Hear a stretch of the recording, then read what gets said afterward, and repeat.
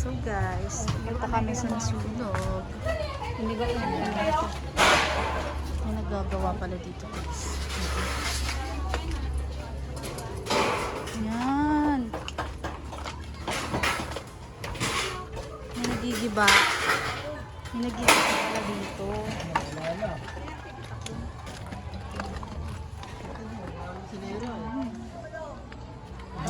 Oh, pinasyalan ka oh. Kuya, pinasyalan ka namin ha. Ito guys. Hindi ko na makita yung bahay namin.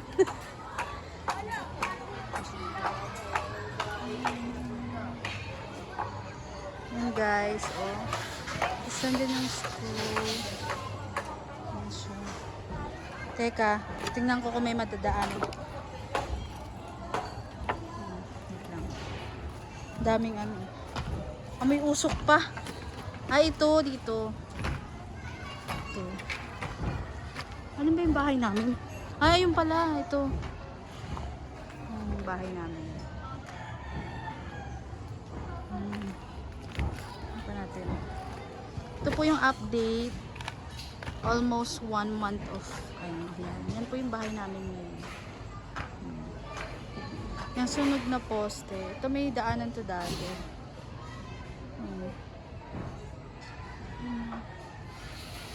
Yan na po yung ano, nagigiba na sila kasi nag-i-start na start na bukas, i-bulldozer na yan.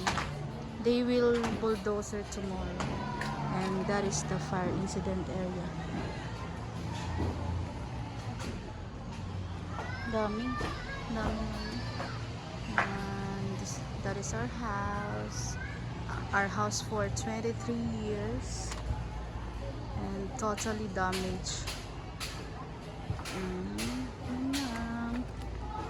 Maraming nagigiba dito. So, that is the update. And ayan.